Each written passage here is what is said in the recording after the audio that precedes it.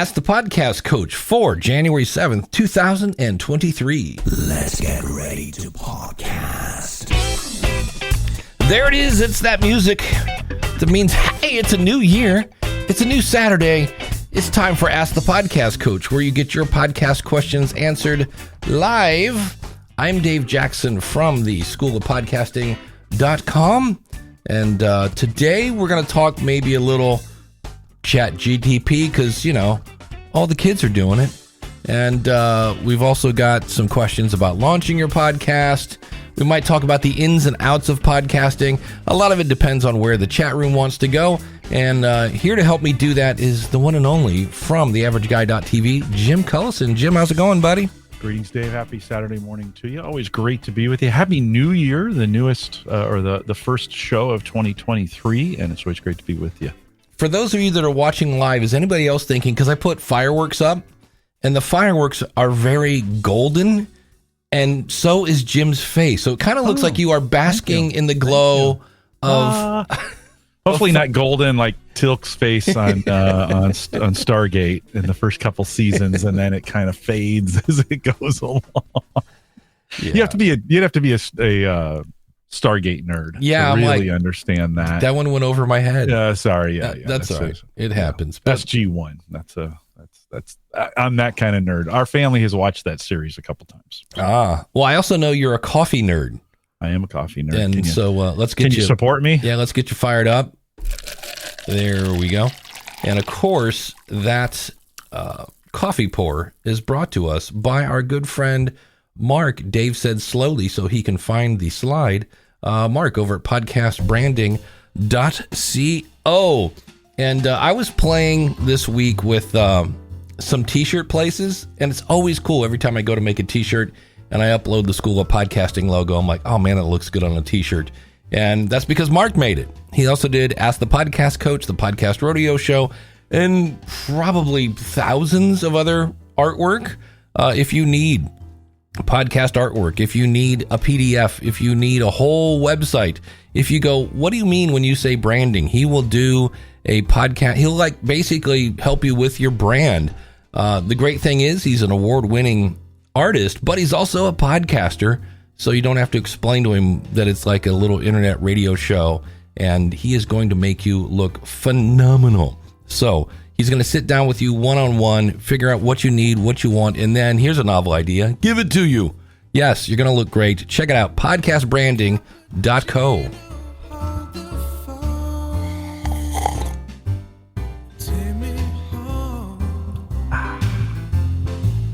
All right, Dave, I think all the audio stuff I had you do in the beginning of the show, we still got you a little bit low. So can you turn your whole gain up just a little bit? I think that would...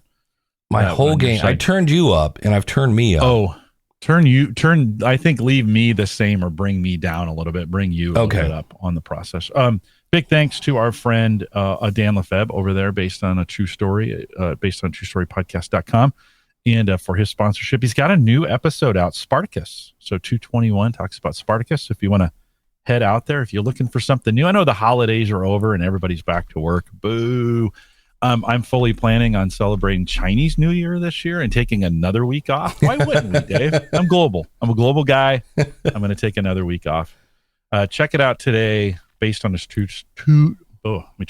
based on a true story podcast.com. Yeah, I think I'm a little loud and I think you're a little quiet. All right, I will turn you down, I will turn me up, and I will, I don't know, throw the Roadcaster out the window when we're done. No, we'll give it a try. I think that's a little bit better. We do have one quick question. This is an easy one. Where do I get intro music for my podcast, and preferably free? And so what I'm going to do, this is podcastingresources.com. This is a website I manage. And I thought we had one. I know there's sound effects. They're kind of here. If I click on that, it's probably in the category. But basically over here, there's free is going to be the tough one because I know there are places online. SoundSnap is free, so there's one. Sound Rangers is not. And I thought if I go up here, because this is sound effects, I thought there'd be one for like production music or something like that. I use audiojungle.net.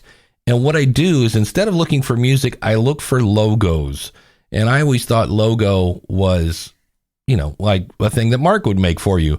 And on that website, they call logo, and it's usually like 30 seconds of music, and it's like a third of what a song would cost. And so, you can go over there and get a logo for, $7 or something like that. It's really weird that I know it's right in front of me. Here we go. Podcast, promote. Here we go. Production music. And so here it's the same places. Audio Jungle, Soundstripe, Sound Rangers, Sound Dogs, Premium Beat. These are all paid for, though, is the problem.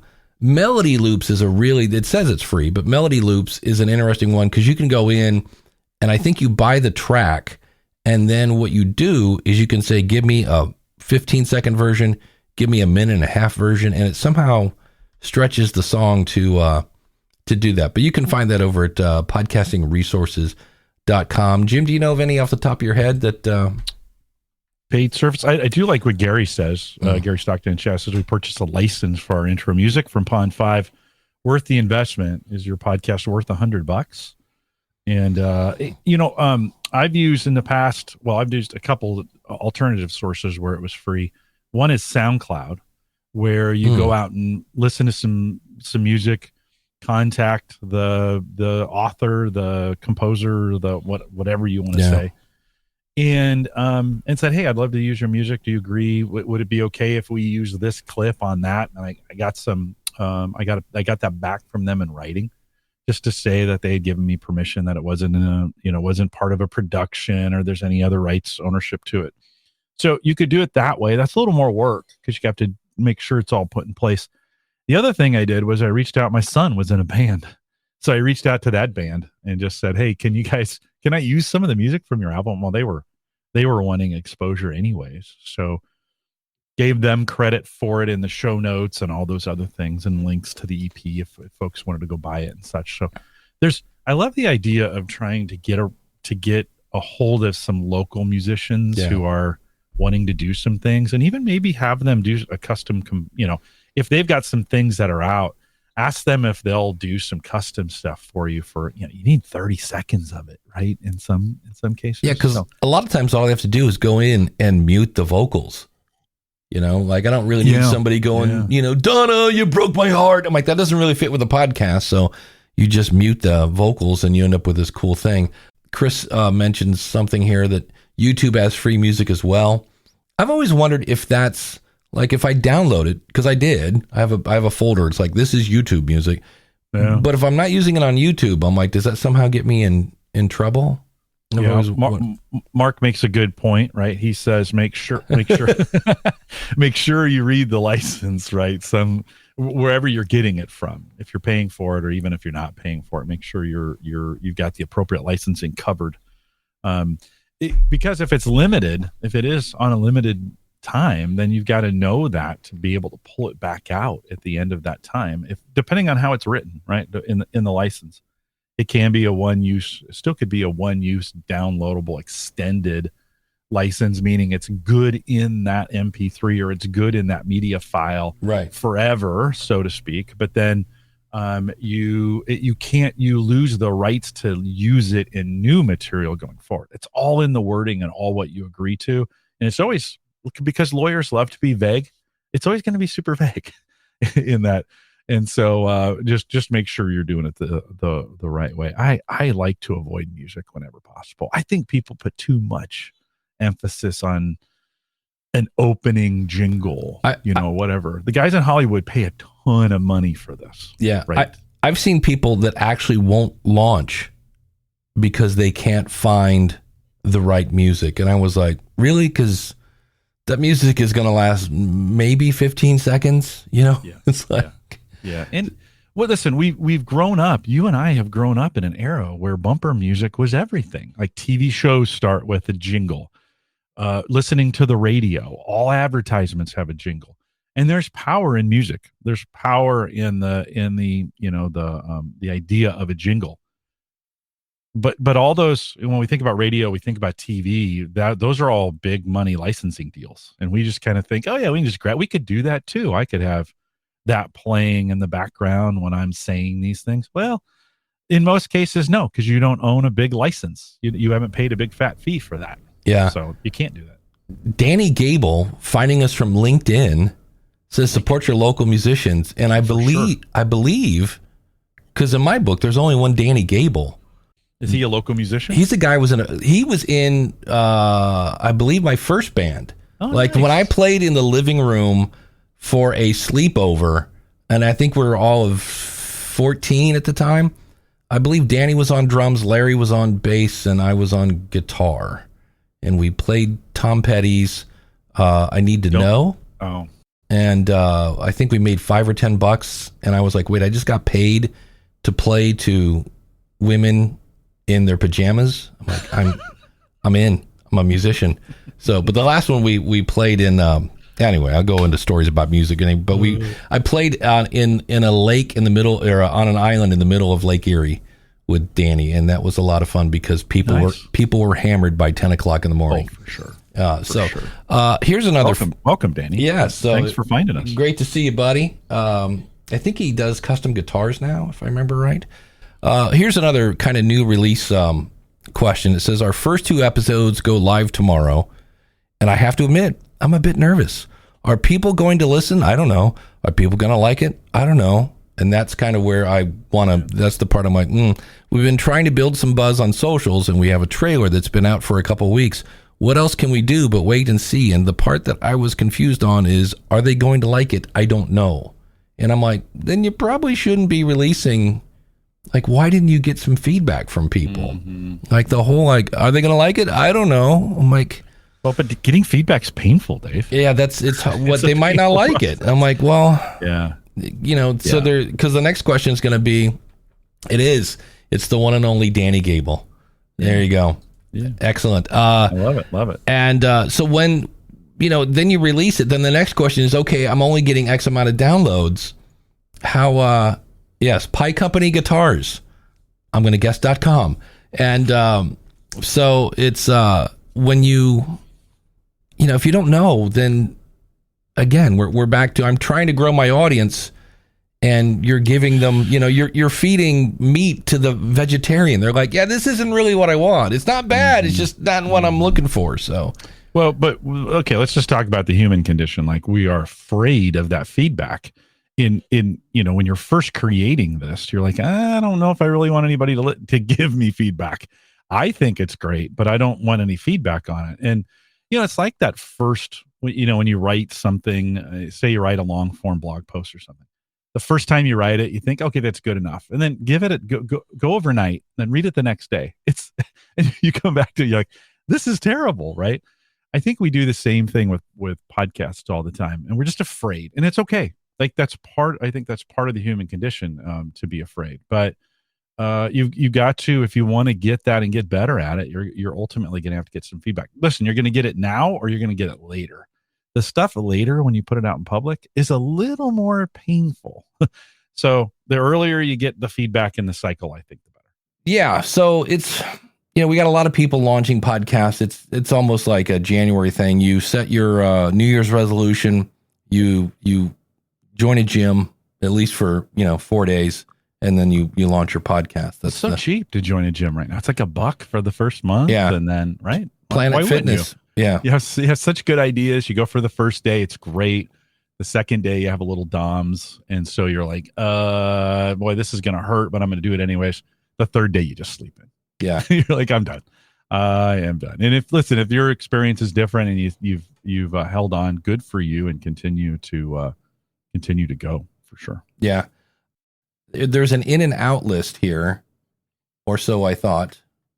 You know what? No, it's not. Wait, if I go no thanks, here we go. All right. Here are the things that are in, it's the whole, like, this is, this was cool. Spandex was cool. Now it's not kind of thing. So in creating a mini series with larger seasons to build buzz around your show. That's what they're saying is in. Okay. That sounds very, I don't know, luminary, wondery kind of thing. Let's just go down to the outs. Let's see what's out. Microphones and headphones and cover art. Yes, please. And please quit. I saw one yesterday. It was like and I'll just make up a name, like West Virginia, whatever podcast. And I'm like, yeah. And I was like, we don't need and we don't need podcast. And while we're at it, I don't say, I'm going to go watch the Jaws movie. I'm going to go watch Jaws. We don't need podcast either. So, sending money on Twitter and spending money on Twitter and Facebook ads, unless you're pointing people to sign up for a class or consulting, or in other words, unless you're selling something, it's a waste to spend money on Twitter or Facebook ads. That's one I always wonder. They're like, oh, I need to spend ads to grow my audience. And I'm like, great. What's your podcast about? And they go, oh, we talk about whatever. And it has I don't want to say no hope, because there's always hope, but in terms of like monetizing the show, I'm like, how are you going to get that money back? And if you just want to blow money because you want more people to listen to you, okay, I get that. And that's, again, fine. But I'm like, when there's no way to get that money back, and I hope you know that you're not going to get that money back. Well, Dave, I think in that case, you got to think like through the eyes of a marketing funnel. So it's not just saying, I want them to listen. Okay, that's great. And it's a good ego boost. And you're like, oh yeah, I've got 1,000 listeners now. But once they're listening, what do you want them to do? Yeah. And it's okay if it's just for like, I just want them to listen. Okay, you have and if you're paying for that and you get the downloads, you've achieved your mission. But if in most cases, if you're looking for an ROI, you've got to work them down the marketing funnel. So it's like, okay, they listen, and then I want them to do what? It might be click on some links, right? Might be engage on my storefront. It might be purchase a product. It might be download my newsletter, sign up for my newsletter. We do plenty of things where we talk about, the whole goal at the end of the day is just to get them to sign up for our newsletter, because our newsletter is part of our funnel. So if you're going to pay for advertising, before you pay for it, just sketch out, like, what am I actually expecting them to do? Right. Can I track it? And then what's my measurement of success on that? I think so oftentimes we just want them to listen. I would go to the next step, one more step. Yeah. Just listen, then what? Yeah. At that point. And I think that help out a lot of advertisers a lot more. And I've not heard of this a lot. Let me see if I can do it. Criticizing podcast hosts for their natural voices because vocal fry and up talk are just how some people talk. We're not allowed to criticize people's voices. Come on, that's my thing. Don't take that away. I want to talk like Todd Cochran. I can't this morning. I have, I wanted to, and then you have people like Tom Petty who have like, there's the Tom Petty, don't kill me around here anymore. And then there's He's a terrible singer, by the way, Tom Petty. Oh yeah. Terrible singer. Well, and then there's the Tom Petty in distress, the whole, I don't understand the world. I'm like, is that the same guy? Same thing with Bruce Springsteen. Everybody, Bruce is, all right, I'm going to do the thing, the Bruce, and then, hey. You have to decide on that if you're going to take the negative feedback from that you get for your voice. I still, every time I listen to Tom Petty, I'm like, how did this guy ever make it? Yeah. Right? But you know why? He didn't care. Exactly. He was in it because he wanted to do it, and he worked himself into that. And well, you know what people can do if they don't like it? They can go listen to somebody else. That's it. Right? I guess my whole thing is, I guess what they're saying is, if you don't like somebody's vocal fry, tune out, basically. Because I'm like, there are other podcasts. There's plenty of other podcasts. But also, I think that means that if you have vocal fry, or if you go a lot, somebody's going to say you do that too much, and you have to be willing to go, yeah, maybe I do.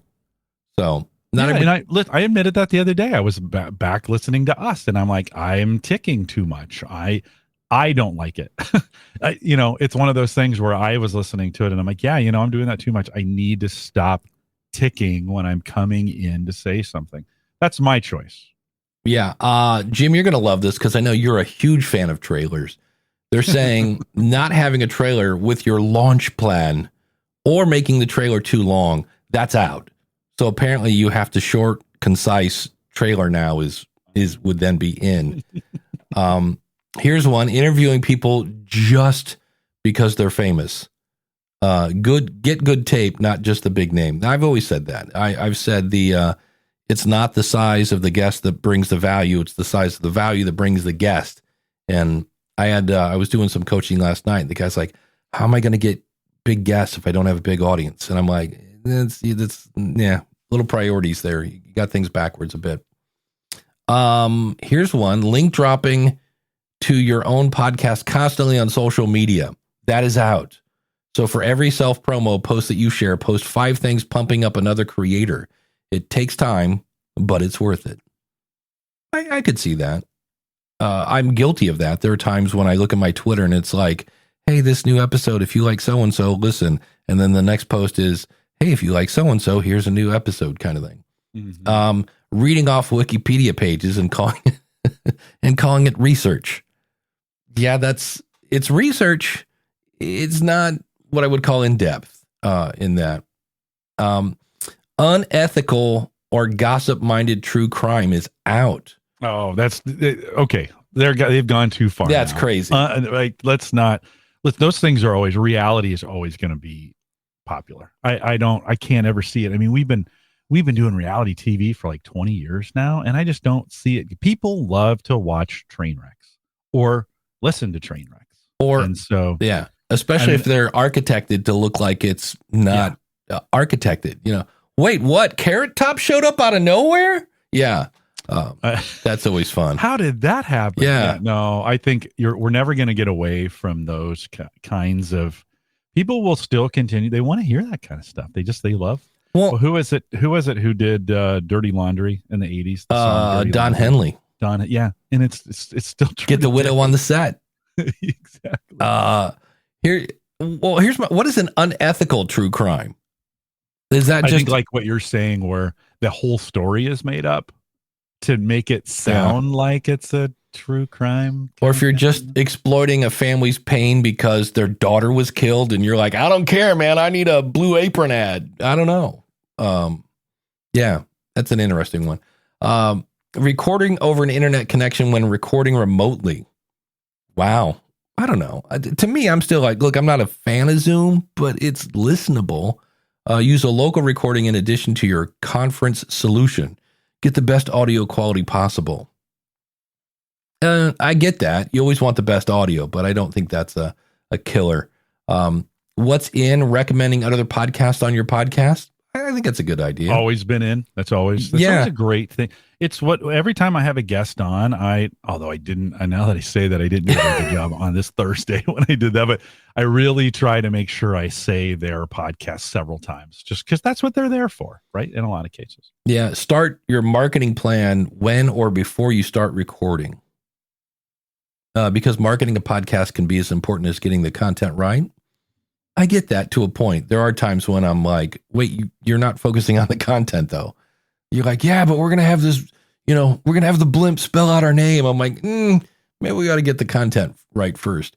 Using feed swaps strategically. Yeah, that's promo swaps. Those are now in. Those are cool. It's what the kids are doing. Making sure your ad insertions are on the same volume level as your audio. Well, that's a whole problem on this episode today, apparently. Nobody likes different volume levels. And I remember they passed a law, but do you remember when like commercials would come on the TV and they'd be like twice as loud? Just blaring. Yeah. Wouldn't it be great if there was like an off-phonic? I mean, I know StreamYard's trying to do that, right? Yeah. But where you could run the live through and it would automatically adjust everybody. Like it would produce it in real time as it's going out to the audience. That'd be awesome. Yeah. Transcripts for every episode.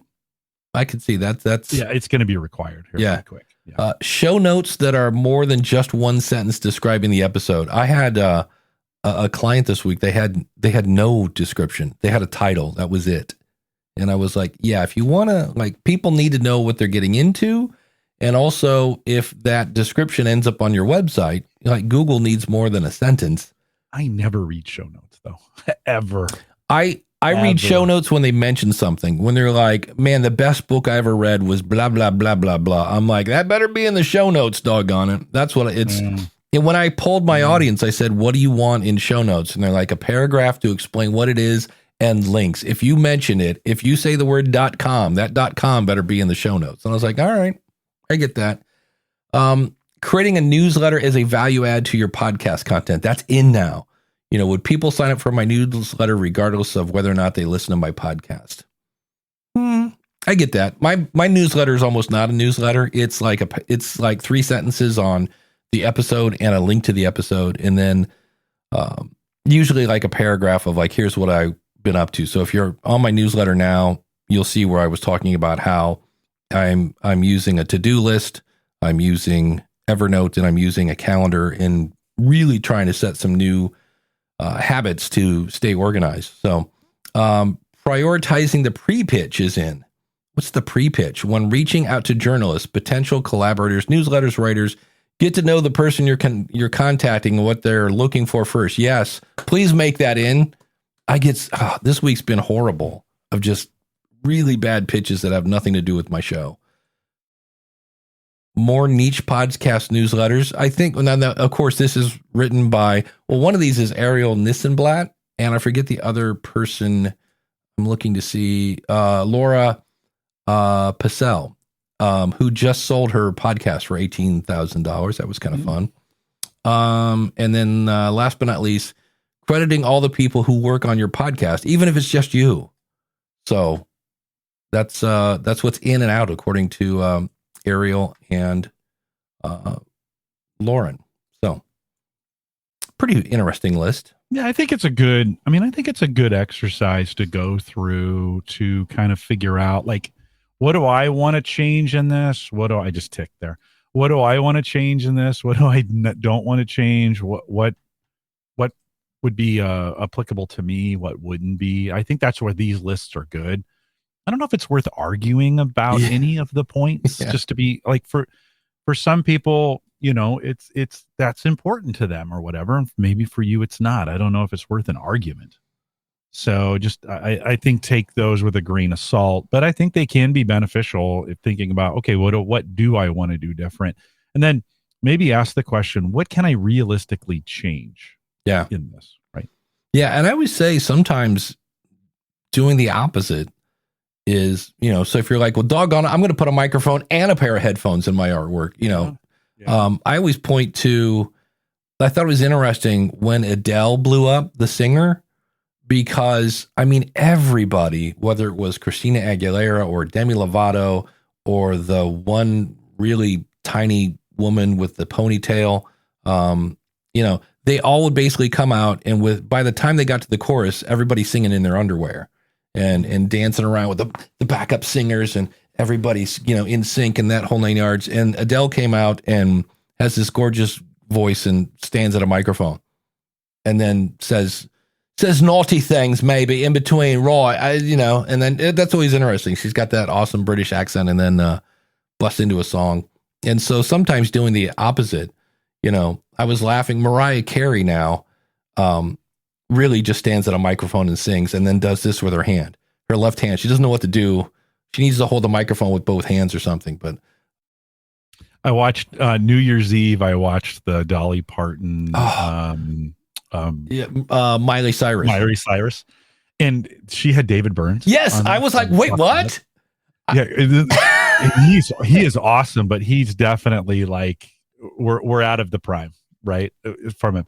But he had a headphone thing on, and he really needed a microphone because he had no idea what to do with his hands. Not a great dancer, and he felt like he had to dance. My favorite, like, that was it. I was just like, David. Because I'm back here in the office. I got the TV on in the living room, and I hear Dolly go, "Ladies and gentlemen, Miley Cyrus and David Byrne." And I was like, "There's a sentence I don't hear every day." No. So I run out. Went David Burns from like Talking Heads. That's it. I'm like, that's him. And they're doing the song "Let's Dance" by David Bowie. So kudos, number one, kudos for somebody thinking outside the box. Yeah. They're like, let's try this and see if it works. Yeah. And so Miley did a nice job with it, by the way. She did a good job. I am a Miley Cyrus fan just from her attitude. And she goes all in. Like I saw her sing with Metallica. And I was like, again, there's a phrase. And boy, she was. And then Chris Cornell was the singer of Soundgarden who died. And they were doing a tribute. And I'm like, Miley Cyrus? And she was like, because I'm like, wait, because she's kind of got a lower register voice, man. And Chris Cornell was like way up there. I was like, wow. So I'm like, okay. And it was different. But yeah, the whole, because Miley, of course, is kind of dancing and everybody's, let's dance. And you could just see David Byrne going, oh, do I have no rhythm? So that was very interesting to say the least, but I give them credit for trying. So, well, it was no, I mean, but it was one of those situations they could have set him up better. Yeah. Than giving him he didn't know what to do with his hands. Yeah. And Miley was on a microphone. They should have given him a microphone. And then that was just one of those situations. Now, who knows if he demanded that or not. And it would have been much better if they'd done Burning Down the House, like do one of his songs, I like the David Bowie, the David Bowie tribute there. I thought that was a pretty good, I thought that was a pretty, because he passed away, didn't he? Do we? Yeah, David Bowie is, Okay. He's David gone. Bowie. When you say David Bowie, you can say anything like David Bowie, like mac and cheese has orange powdered cheese. And when you mix it together, it's wonderful. Everything's super serious with David Bowie, man. I thought they did a nice job. I just thought they could have given him. I thought they could have staged that a little bit again. The point being in that, sometimes in our podcast we have to think about how do we look if we're going to do video. Okay, how do we look on that? Do we look comfortable? Do we feel? Are things set up in a way that are not making me or other people feel uncomfortable?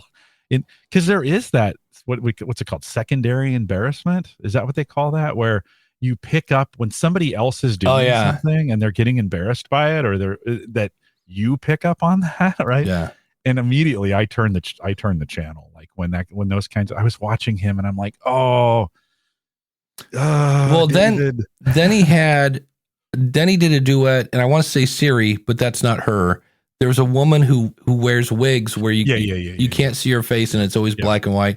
And they did a duet, and I was like, well, this must be let's do something creative here, because that's a rough gig, and I'll give them credit because they brought in Dolly, so you got the older generation is like, oh, I know her, and plus there's going to be about 4 million boob jokes, like it's like every 10 seconds let's do a boob joke. All right, see ya, yes, and so you got her, then you got the Miley.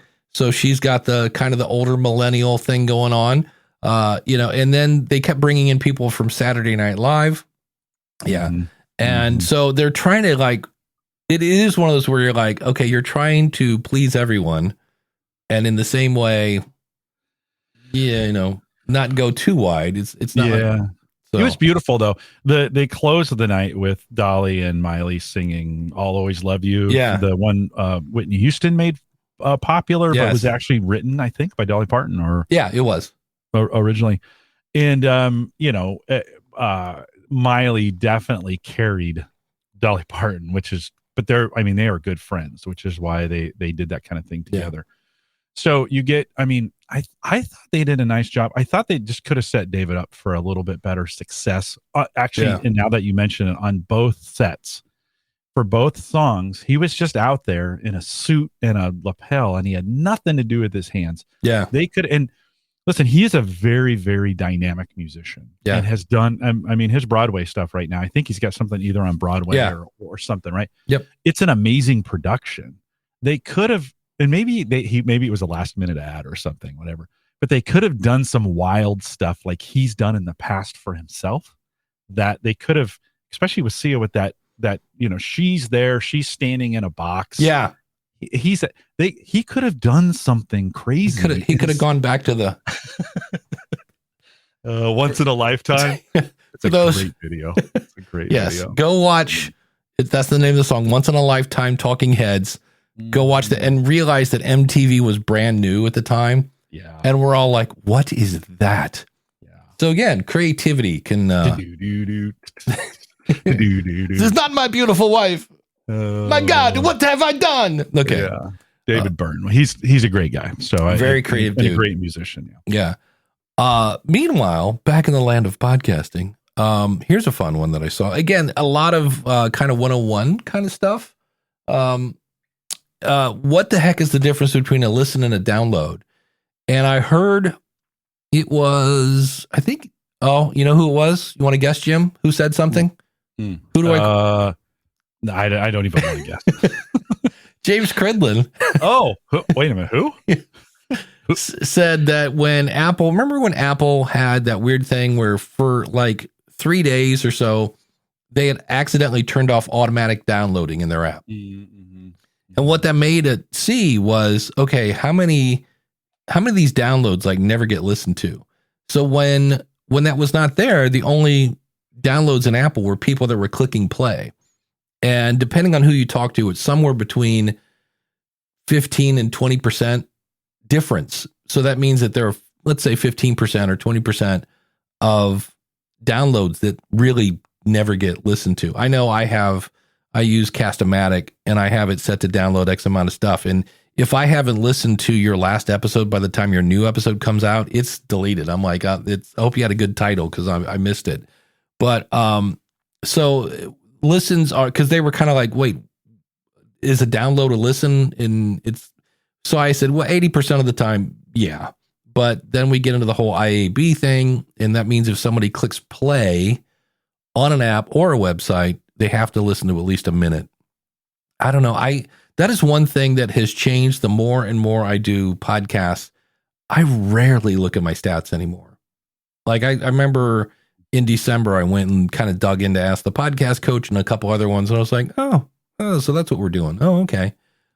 So it was kind of. Well, we measure engagement over here completely different than we do. Like, I think we think a successful show is measured by the amount of conversation that goes on in the chat room while we're talking. Like, I mean, I think for us, that's really, really, really important. I think the sponsored spots that we have, both Mark and Dan, who sponsor the coffee pour and the mug, that those are important, that those are filled. That's a mark of engagement, that they both of them continue to support us in that endeavor, that they get mentioned each week. To us, that's a measure of engagement. So I think for when we think about our engagement here, we think about it very differently than just downloads. And I think that's a really healthy, listen, I think downloads are fine, and even measured over time are fine. I think you should spend a little time saying, am I up, whether it's this year or this month or this week, whatever makes you sleep at night. I think it's fine to compare those and to think to yourself, to know where you're at. But is it the only statistic that's out there? No, I think there's plenty more. And for you and I, that download statistic just for this show doesn't mean anything. We'd much rather see you either reposting us on Twitter or giving us a like on LinkedIn, or right here on YouTube, by the way, which is right down here in the corner. If you want to go ahead and just click the like button unprompted in there. I think those are more important to us, marks of engagement. Yeah, absolutely. I always tell people, my numbers are up, as they always are, in January, because everybody and their brothers decided that not only am I going to drop 35 pounds, I'm going to start a podcast because I don't have enough going on in my life. And then in February, my numbers go down, but my people that join my membership site goes up. So I don't get depressed in February when the numbers go down. I'm like, nope, that's not how I'm judging my, my success and all. But speaking of success, and people joining things and such, it's a good place to throw this in here. Hey, can I get a little coffee while you're doing that? Absolutely. Would you be kind enough to... Do we have any kind of, let me see here. I think this is. Oh, wait a minute. Wait, that's not what I was looking for. Nope. There we go. That's what I was looking for. We will thank our awesome supporters. The featured awesome supporter is the one and only Max Trescott over at aviationnewstalk.com. So if you are a pilot, or if you like, general aviation stuff, check out aviationnewstalk.com. So Max, thanks so much for the support. And Ask the Podcast Coach runs on Podpage. If you want a tripod page, go over to tripodpage.com. If you want to learn Podpage, go over to learnpodpage.com. It makes it super easy. You can I had somebody in a Facebook group was like, do I need a podcast or do I need a website? And I'm like, yes, you need a website for your podcast. And I point people at tripodpage.com. And if you want to try Jim Collison, Home Gadget Geeks is right over there at theaverageguy.tv. And if you're thinking of starting a podcast, well, when you think podcasting, think School of Podcasting, and use the coupon code ASK when you sign up. That'll save you a little on a monthly or yearly subscription.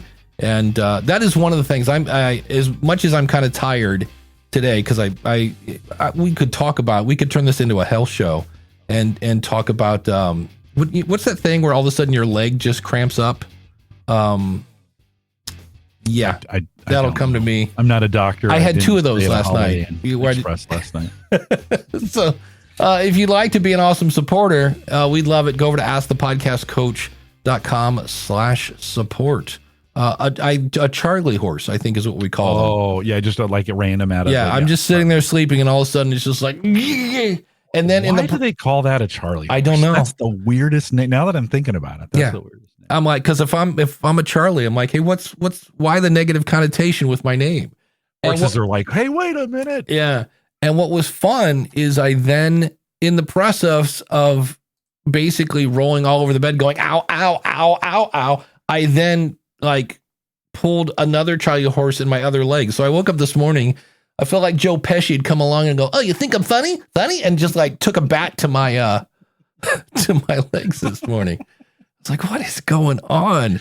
I love it. A fun one that's not on that in and out list. Did you hear a little Spotify news? Do you know who Brene Brown is? Yeah, she's a really leadership guru. Yeah. She had a exclusive show on Spotify. And I'm going to be really interesting to see, because there was an article that came out because she's leaving Spotify. And she was one of the ones that when Joe Rogan was saying things like, I don't know, ivermectin seems to work on this whole, virus thing. And they're like, how dare you? And everybody was mad at Joe and that whole 9 yards. So she quit podcasting for a while. She's like, I don't even want to be on Spotify because he's here. She eventually came back because there's a contract involved there, kids. When you've been signed to create a podcast, you can't just quit and expect to get paid. Mm-hmm. And so that was kind of interesting. And so she has stopped. She's not going to continue to do a podcast. She's taking a break for a while, and then she's going to probably come back and do a podcast. But I thought that was interesting. But in this article, they contacted Spotify to go hey, Spotify, we keep noticing that when people's contracts are up, they leave. And Spotify said, oh, yeah. And they said it's kind of like hiring, I think they used football, or if you hire somebody to do a job and then they, it underperforms, you're going to get canceled because we expected you to do this and you're not. So that's going to be, I think, a fun place to watch in terms of when I think Joe Rogan's contract is up this year. That will be a fun one to see. I would really think he's not going to stick around. Although I do notice, remember when he first came on Spotify, all his stuff was gone. You couldn't see anything on YouTube. Mm-hmm. It was like there was one place to go. And now I see a lot of Joe Rogan on YouTube, little clips, and they're trying to get you to listen to the Spotify show. Mm-hmm. But I'll be interested to see what goes on too. Well, it depends how much money they throw at him. Let's just be clear. If the Spotify comes back, if it's been performing to their standards and Spotify comes back and says, hey, here's $100 million for another year, whatever. Yeah. I'm just making that up. Okay. Yeah. Really? I mean, would you turn away that kind of, you turn away that kind of cash? Well, and actually we found out later, right? It was 200 million, but what's 100 million between friends? Holy cow. Whatever. Yeah, whatever it is. Obviously, I mean, Spotify, they want to make money off this, unless they don't. I mean, there are some situations where these big names are brought in completely as a loss leader, right? In other words, hey, we're going to pay 100 million. Let's just use that number, and it may only net us 50 million in the process. but we would have paid $50 million for advertising in other places. But because that name is so big, it's just going to automatically happen. Like, so we're going to consider that $50 million advertising and out of the advertising budget, right? So it doesn't mean, I think I've heard some folks talk about this, like, oh, they never got the value out of it. Well, bad press is better than no press in some cases. And maybe just getting that, because everybody said Spotify, right? When they talked about this Joe Rogan deal, all of a sudden Spotify hit the radar, right? Well, and when Joe Rogan talked about, ivermectin and people lost their mind, guess what his numbers did? They went up. It's like, to me, anytime I see somebody like this guy needs to get canceled and they get everybody in an uproar about that, I go, you do realize that at the end of all this, that person's going to be more popular. Like, you are putting a spotlight on somebody that you're trying to like, I don't want to go into politics, but there was a time when nobody talked about Donald Trump, and we kind of forgot about him. Right. And it's like, every time I turn around, I'm like, I'm really bummed. Yesterday, there's a radio station here called The Talk of Akron, and our teachers are on strike. And I was like, in our public school system, and I was like, I want to hear what's going on. So I turn it on. Guess what they're talking about in the morning? National politics. Well, they were? Yeah. Oh, they were talking about it. Yeah. Yeah. And so then, and there used to be a guy in the morning that was awesome, and he was always talking about hyper local stuff. And then I turned it on in the afternoon. What are they talking about? National politics. And I was like, man, that's not the talk of Akron. That's the talk of DC. Yeah. And it's all super. And I was like, that's because I've been starting and stopping this Akron podcast. And I'm like, I see a need here for people to talk about that stuff. So, DR has an interesting question. She says, can we talk about podcast networks? What exactly is a podcast network? Well, when Glenn started his, he had one show. But usually it's more than one show. Do they have the pay the players and team? Nope. Do they do all the production? All of this is maybe. Kinda. Depends. Well, there's no like product named podcast network that you say, this is what that Here is. It is. Let's do an unboxing. That can be anything. That could be, I have a podcast network, and it's now one podcast. Yeah. I call it a podcast network, but I had plans for it to be more. I used to have more. I don't now. I still consider it kind of a network from that standpoint. So I think it's right. It's just that umbrella term that we use when people come together to maybe do 2 or more podcasts. Doesn't have to be, but it could be. And do they get paid? It just depends. Some networks are put together just solely for sharing each other's audiences. Right. Some do it for support. Some get paid to do it. I think you think of like Twit, right? Leo Laporte's network. He pays all his guests for the most part. I don't know if they're getting paid right now, but he pays his guests or his hosts, I should say, to be on there. So, Dave, I think it depends. The advantage to being on a network is, does it get you more listens, or does it get you more eyeballs, or is there an opportunity for other people to get, that you wouldn't get access to? That would probably be one of the major advantages to a network. Or support. Maybe you don't know what you're doing. That podcast network is going to help you. It's going to have somebody in it who's going to help you do what you do with your podcast. Yeah, it can be a website. So like this show is part of the Power of Podcasting Network. Go to powerofpodcasting.com and you'll see a really ugly Linktree website. But that's, and why does that exist? Because somebody said, where can I find all your podcast stuff? And I was like, powerofpodcasting.com. And so for a while there, at the end of most of the shows, it'd be like, this show is part of the Power of Podcasting Network. And it was just so that if people are like, well, I like this show, what other shows are there?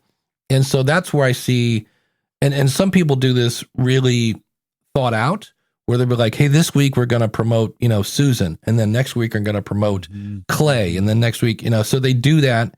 So it's just a cross promotional thing. Some people try to bring stuff together. I know Artie does, I think it's the Football History Network or something. But he did that, and he brought a bunch of sports shows together to try to get sponsorship, because I don't get enough downloads on my own. But if we pull our downloads, maybe we can get a sponsor, kind of thing like that. The thing I always, because so many people think, man, if I could just get on a network, like 10,000 downloads and money from heaven. I'm like, Eric Newsom from the book Make Noise made a great point. He goes, podcast networks don't make shows big. Podcast networks make big shows bigger. And I was like, yeah, I think that's pretty much spot on. So yeah, it's a variety. Usually what I see is it's a bunch of similar shows that cross promote each other. That's how I see it. But the whole pay thing gets tricky. That's when it becomes a business. And that's where, because what if, you're like, hey, if we all pull all the money that comes in, all right, so if Jim gets 60% of the downloads, I get 20, Marty gets 5% and Biff gets 10. Well, now you got a accounting nightmare on your heads. And then Jim goes on vacation. So the next month he's down to like 30%. That's where it gets really, and then SP says, look, man, podcast network money is huge.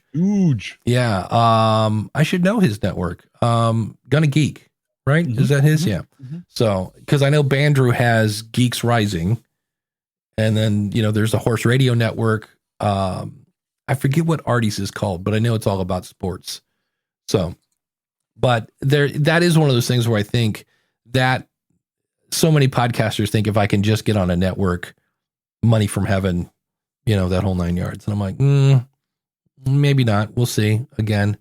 And we want to send our shout out to Coach Dave. Apparently was listening in the ER room today. Yeah, he swallowed a pill and it got stuck in his vocal cords or whatever somewhere. I'm not a doctor.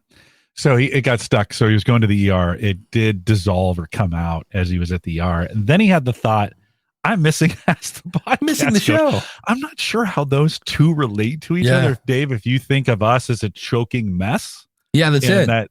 Maybe that was it. So, but man, what dedication. That's engagement right there, that he thought in the ER, he thought, you know what? I'm missing half the podcast. Yeah. But yeah, so DR saying I'm talking about non-celebrity podcasts. That's usually the ones I see are just like shows. I mean, there was a whole network. It's gone now. Trek.fm was a podcast network about Star Trek. Craig brings up Chat GPT, and Jim, I think you played with this week. Yeah, after our conversation, and then on last week we talked a little bit about it, and then at work on Tuesday I was in a meeting, and somebody mentioned it, and I was like, okay, I better dig in. If they're mentioning it at work, I better dig into this. So what I did, what I did was I wrote an article based on it, but the way I did it. So maybe we should talk a little bit about first what this thing is, right? Yeah. It is a it always wants me to stay logged into it as well. So basically it acts like you can ask it a question. You and I were talking about a Charlie horse, right? Just a few minutes ago. So I went over to this. It's you just put chat.openai. There you go. .com. Yeah. Yep. And create an account and you log in. I asked, why do they call it a Charlie horse? Right. And this is the answer I got back. So it said a Charlie horse is a colloquial term for a painful muscle spasm or cramp, typically in the leg. It's not clear where the term Charlie horse originated from, but it's been used for over 100 years. Some people believe that the term comes from the name of a popular baseball player who was known for getting muscle cramps. So that could be it. While others think it may be related to a horse, Charlie, a race horse that was known for having strong legs. Regardless of its origin, the term Charlie horse is now widely used to refer to muscle cramps or spasms. That's a pretty great answer when we think about, if you go to Google today and you put in that question, you're going to get a whole bunch of links back that have that in there. Yeah. And then I got to go dig for it. This kind of pulls it together for me. I asked the question this week, what are the benefits? Because I've been having trouble sleeping. So I wrote that one too, but this one, what are the benefits of a solo stove? The solo stoves, you've seen them, all that advertising on Facebook, double burning and all those other kind of things. So I put the question in, what are the benefits of a solo stove? And it came back with this answer, pretty well written, that gave me 5. It seems like 5 is the magic number on this chat GPT. Here, I'll put that link to what I wrote in the chat so you guys can see what I'm doing. You? And I think you can say, write more. and it'll keep going. Oh, yeah, I'm sure there's, this is not the be all end all. I'm just going to tell you how I used it. So it came back with, here's the benefits, right? Efficiency, portability, low smoke, easy to use. And of course there's things that are in there with that. And then I went, well, I'm thinking about purchasing one. What are a few tips when I purchase it? And it comes back with, well, shop around, look for sales, check online marketplaces. Like, it's some really good advice on this. Now, I went through and read the what it brought back just to make sure, because it's trained on the internet from about a year and a half ago. So any new any new things that just happened, like if we tried to ask it questions about this current Speaker of the House debacle that we're having in Washington, it's not going to know anything about that, right? You might ask it a question. How many times has it taken 15 times to elect a Speaker of the House? It'll know that from the past, right? Not from the present, right? But so I took those answers then, and then I did one more thing. Like, hey, but how do I find free firewood then for this? Because if I'm going to buy a stove, have you gone to the grocery store and tried to buy firewood? Like, it's like $1,000 a bundle now at this point, right? So, and it brought me back these 5 options of ways. Really good, actually. The question I just asked it, give me a few, what are some options of finding free firewood? And it brought back these things for me. I took all of those 3 questions, right, and just formed it into a blog post, and then posted it to my audience and said, hey, what do you guys think of this? And they're like, oh, actually, this was pretty helpful, right? The question is, should I put at the bottom of and this is kind of what I had this week. Chat room, I'll ask you this question. You can throw it in chat. Should I put in there, this post was written with the assistance of Chat GPT, right? Should I do that? Is that an ethical obligation? Chat, let us know. I'm in there. Or if you're listening to this on YouTube after the fact, write it down in the comments below. Do you think I have to do that? But Dave, I approached it from the other one I approached was that one about sleeping, was like, hey, what are some apps that would help me with sleeping? And it came back with some apps. And then I dug into each one of the individual apps on this by asking questions about those apps, and it brought stuff back for me. It was a great tool. Did I go word for word? No. Did I use a lot of the information? Yeah. Did I fashion it into my own content? Yeah. But am I borrowing from what it brought back for me? Absolutely. So it's been those posts, my audience liked, at least the way I wrote it. My audience said, yeah, this was pretty cool. This is pretty informative. We talked a little bit about it at Home Gadget Geeks this week. So I think it's a pretty cool tool. I'm just scratching the surface. You mentioned write more. That's, I think, what Jasper does. You can say write more, and it will continue to generate more, as DR says, maybe. So yeah, some pretty cool tools. If it's quoting you stats, you want to double check those. Check them. I watched, for sure. Podcast Movement's favorite son, Ben Shapiro, was playing with this, and he had a screen where you could ask it questions and would just spit out an answer. And he asked, how tall is Ben Shapiro? And it said 5'7". And he goes, that's very interesting because I'm 5'9". And so he asked, what is the source of this? And they're like, blah, blah, blah. And he's like, great. What is the source of that website? Blah, blah, blah. And then he asked it another question. And he said, let's go back to how tall I am. How tall is Ben Shapiro? And it said 5'9". And he goes, what is the source of that? And they're like, his website. And he's like, so I've already proven that this is not always entirely accurate. And then he got real political. But what was interesting, because he starts talking about what's a woman and, abortion and everybody's favorite, dinner time talk. And what was interesting is one question had this thing sounding very far left. And then he asked it another question and it was very far right. So don't have a political conversation with this thing. But it was just, to me, I was on the Podcasters Roundtable. We actually had an episode for the first time in forever. And Daniel J. Lewis has been using Jasper or whatever it's called for a very long time. And he said, he goes, people are using this improperly because they're trying to use it as an employee. Like, this is going to do this for me. He goes, it's not an employee. It's an assistant.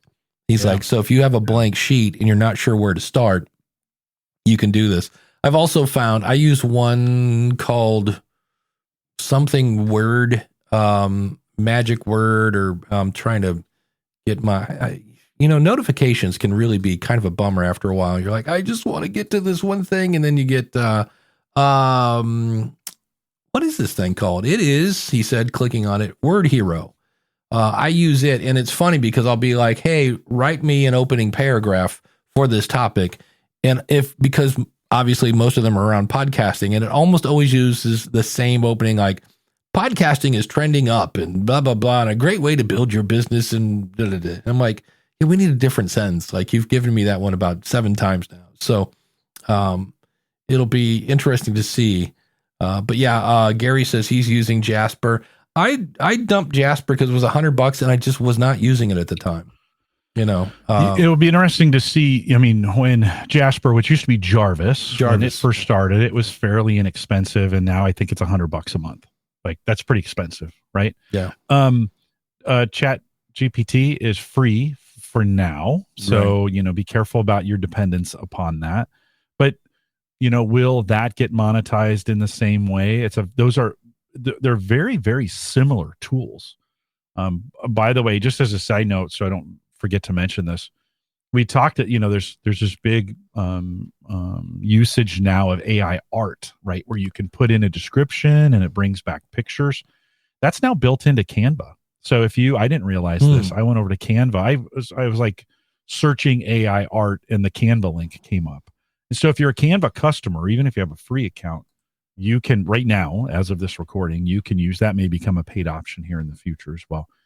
They have an AI art generator as well. That's another area where if you're stealing art off the internet, you could probably generate some AI art. Today, not required to give credit. I asked that question, do we need to give credit when we're using AI? I think Mark said, why would I divulge if I used AI? If it's your own research, there's no obligation to divulge where you found your information. AI should be no different. It's his opinion. Yeah. Others can chime in on that if you want. I'd love to hear. I still may do that, by the way. Like, this was created with the assistance of, and then put the link in there at the very bottom. Yeah, I'm trying to find it on our website, and it's not coming up. But the first time we talked about AI and AI art, and I had, AI kind of basically create the artwork for us. And so we'll get the little kaleidoscope thing going here for 2 seconds. But this was the artwork. And the thing I loved about this is, I think it's this 1, 2, 3. I think the original one, I think I had to do it again, but originally she had 6 fingers. And I was like, but yeah, this was, generated by AI. And I was like, wait, she's got some weird finger. And over here, the one finger either, was lost in a weird hunting accident or something. I don't know. She's just got it folded down. That's it. It is odd that AI art generation. It just does some odd things at times, and I've seen some really amazing things done with it. I still think we're in the early days of it. And by the way, I think the good ones are not going to be free for very long. So as you're doing this and you're finding free sources for it, I think eventually we'll all pay for this. Just like we'll pay for this AI content creation. ChatGPT also keeps, when you create an account, when you log in, it keeps your queries. So if you want to go back and reference them or expand upon them, you can do that as well. So I've actually found it very helpful in writing blog posts. The thing I really didn't like about it was it wouldn't let me use my Google phone number. I put in, it was like, no, we need your phone number. And I was like, do I really? I think I just used an email address, or does it require a phone number? Maybe it does. Yeah, there was somewhere in there, and it was like, we need your phone number. And I was like, oh, not a problem. Here's my 23454, whatever it is. Here's my Google number. And they're like, yeah, nice try.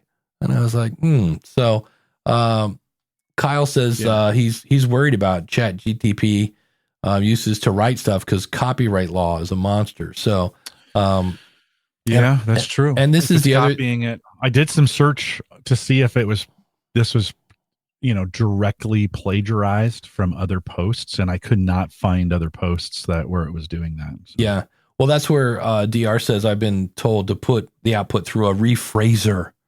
So, and that's what I used. The 110 test I did is I did an episode of Building a Better Dave, and it was fairly short. So I transcribed it, and I went to ChatGPT and I said, hey, write a podcast description based on this, and just pasted the whole transcript. And it was like, and it gave me like a paragraph and a half. That was one where I could have said, give me more, because it really wasn't that much, but it was one of those where I was like, huh, that's pretty cool. So I am inspired by the technology, and at the same time going, because there was it was on my Facebook this morning. I want to say Revoicer or something like that, but they're taking the AI generated voices, because it used to be like, yes, I am a computer voice, and you're like, that's not very good. And now it's like, hi, I'm Amy, and I'm a computer generated voice. And then it was like, and this is what I sound like angry, and this is what I sound like sad. And I was like, that's pretty good. So they're trying to inject some personality into this. So I'm like, so in the future, somebody's going to type in 5 sentences or 5 words, get, a page and a half of content, throw it into Amy the robot reader, and record that. And, so it'll be interesting to see if that's interesting from the perspective of writing, Dave. Chances are there's going to be eventually so much writing that we're going to write the exact same things. That's, if you get enough monkeys in a room with typewriters, eventually they'll write, War and Peace type deal. Right. Well, there'll be so much writing out there that I may write the exact same thing that you're writing, not intentionally, not plagiarizing it, not doing it intentionally. We'll kind of have to deal with that and say, hey, no, I wrote this first. Well, it's still original.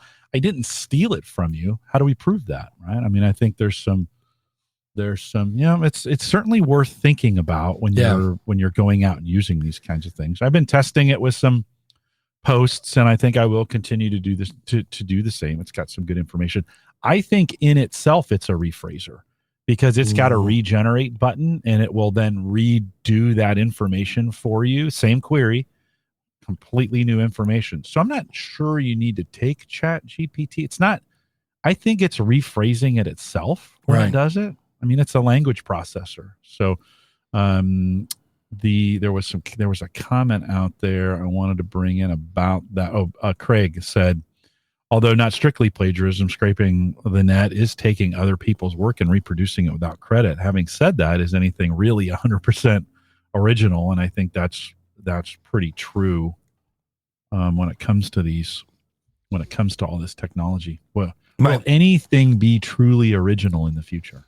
That's going to be, the fun part. My favorite was John, from Creedence Clearwater Revival. John Fogerty got sued for plagiarizing himself. He did because he was in Creedence, and then he went solo, and he did a song called, I think, Down on the Bayou or something, or Susie Q. And it sounds a lot like this other song he did in Creedence. And they're like, well, yeah, it's going to kind of sound like me, because like, it's me, I'm going to sound like John Fogerty because I am John.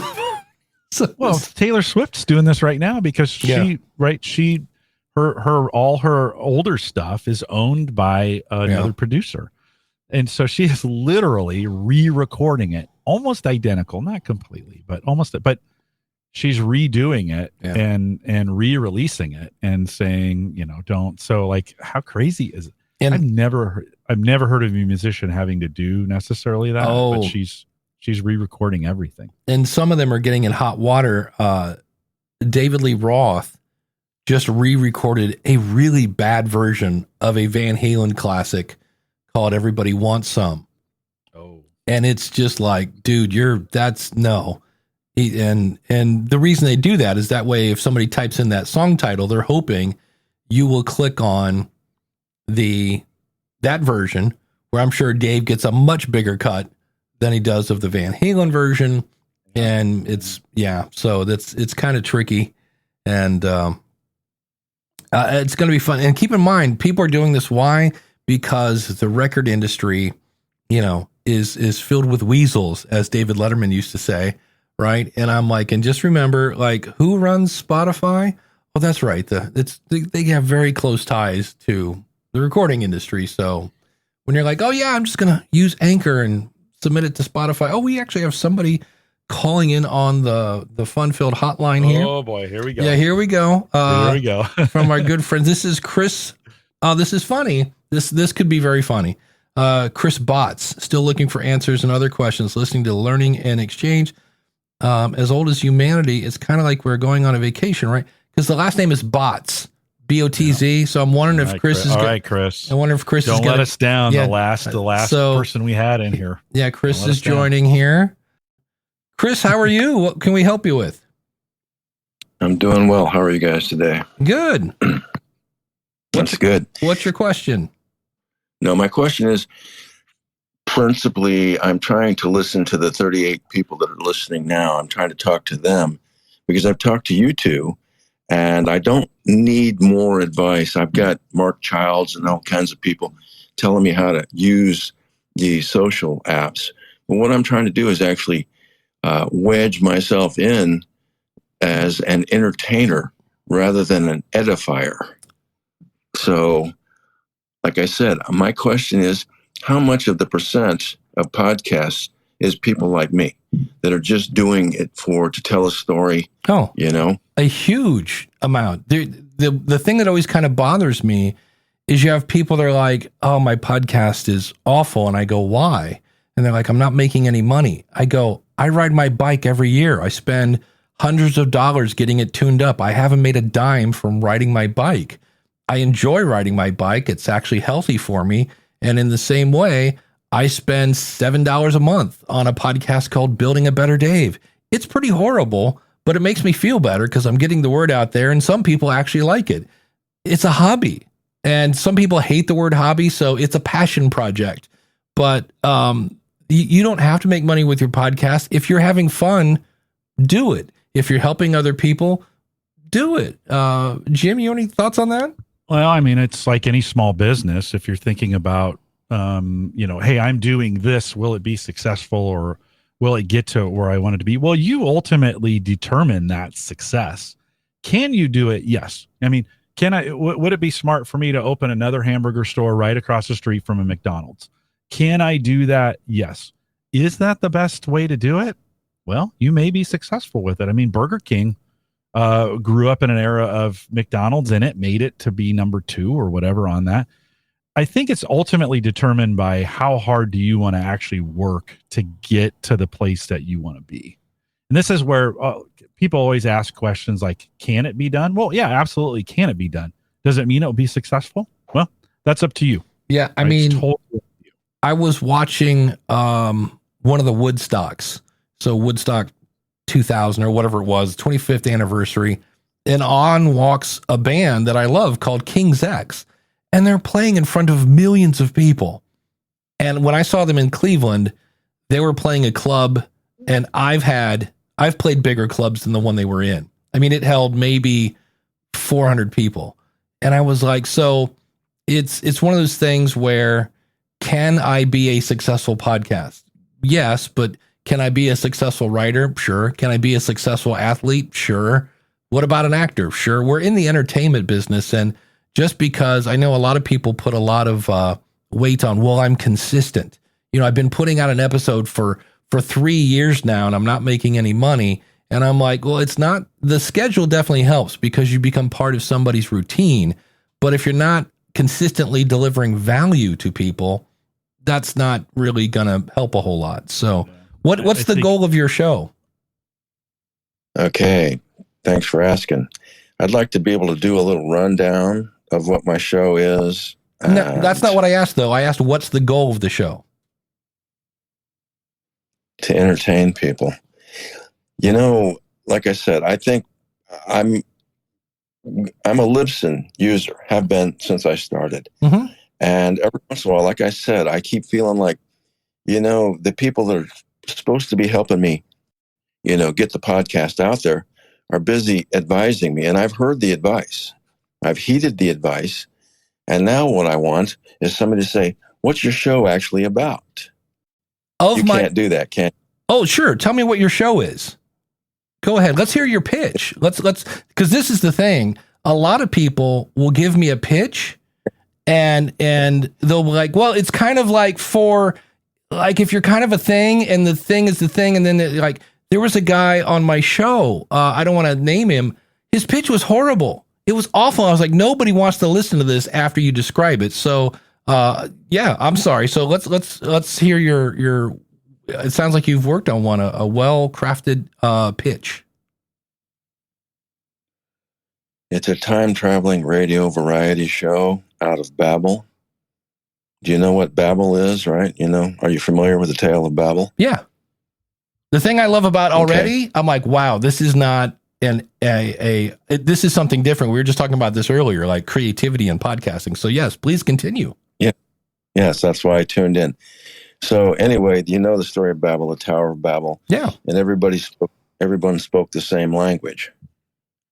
Do you know what that language was? Klingon? Money. Oh, all right.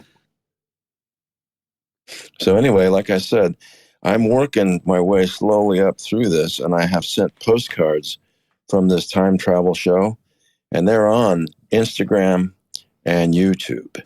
I've rather given up on Facebook because Facebook strikes me that social media is all about everybody wants to be seen, and I understand that. That's what I'm trying to do, and I'm trying to be heard.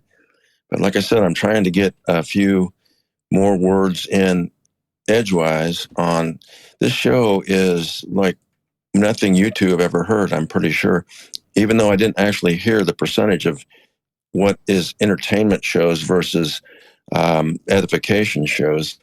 But like I said, I'm trying to just keep carrying on, you know, because in a way you do build your hamburger store right next to the McDonald's. Yeah. Because people might see the line at McDonald's and give you a try because they're in a hurry.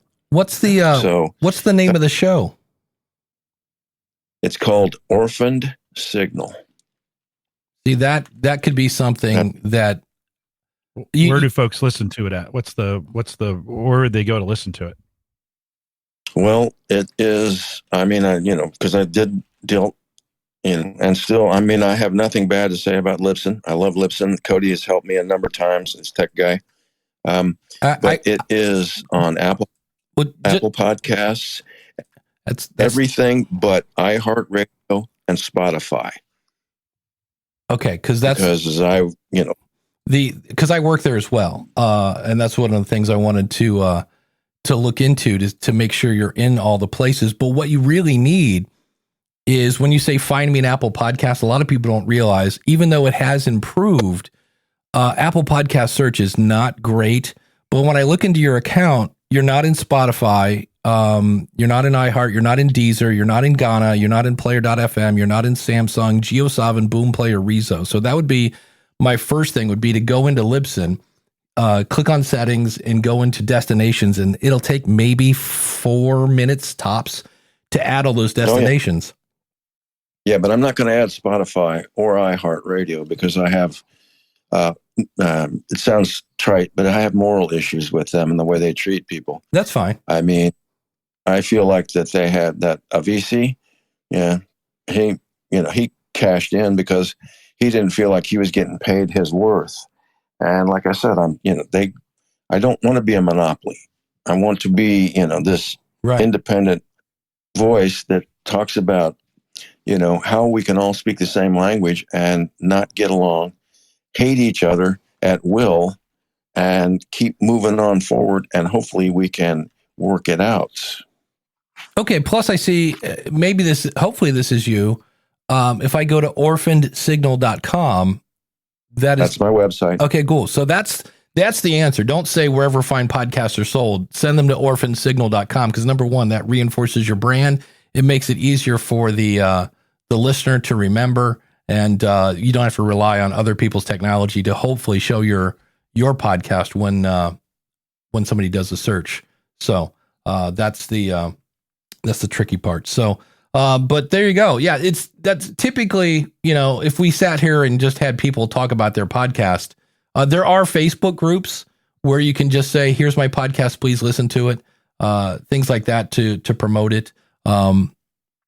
so if you're looking for a place to shout from the mountain, come listen to my podcast. There are places like that. You can, I interviewed Gary Arndt on the School of Podcasting, and he's spending money to put his show in front of other people.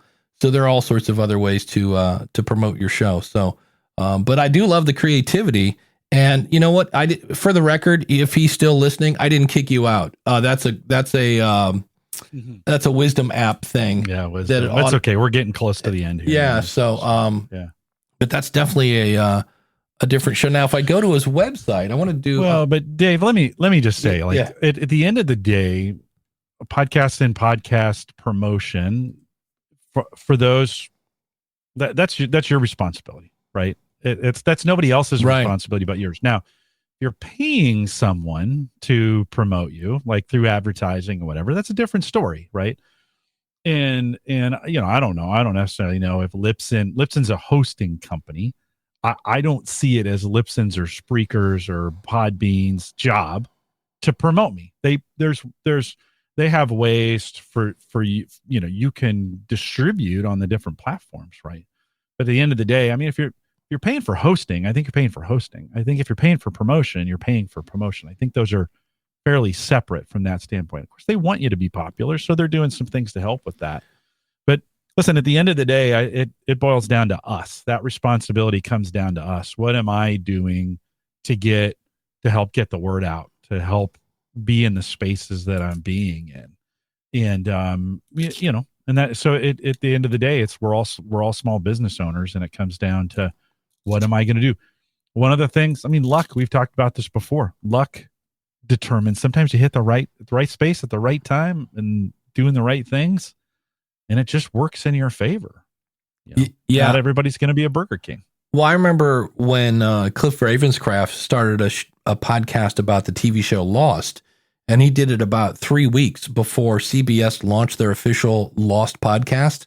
Yeah. So when they searched, they found Cliff's.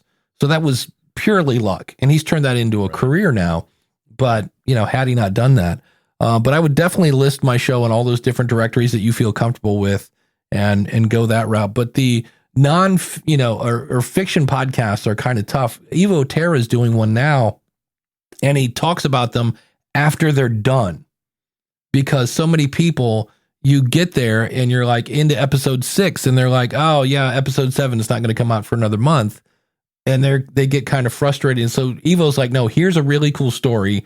Here's why I like it. And the whole thing's available over here. But I know there is a definite, fiction podcast community out there. So definitely look for other people that are kind of doing the same thing you are. Because again, we talked about networks earlier today.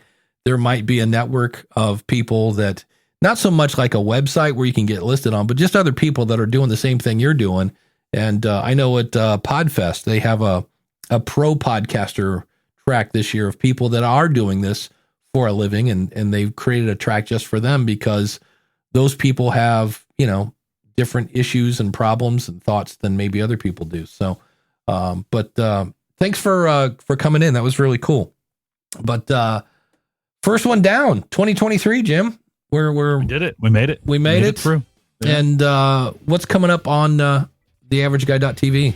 Yeah, so I just had Jay Franzi from Franzi and Friends on, and we talked a little bit about that solo stove and that article we wrote about, and then we spent most of the time talking about productivity devices, gadgets for your desk. So what are some things, thinking about your desk, your monitors, computers, microphones, some of those kinds of things. What's maybe new in 2022 or 23 of productivity on your desk? Jay does a nice job of it. It's available right now, homegadgetgeeks.com. And before I forget, Sean has a question in the chat room. Jim, can you take a screenshot of that? And we will throw that in next week's episode. But I appreciate that. You bet. On the School of Podcasting, I'm doing an episode on, we want people to click, we want people to listen, and we want people to follow. And that is the criteria we should use along with our own gut instinct when we make a decision. Because I see people are getting stuck on things, and I'm like, okay, well, which one will make them click, listen, or follow? And if you go, well, this one would be better at this, okay, do that.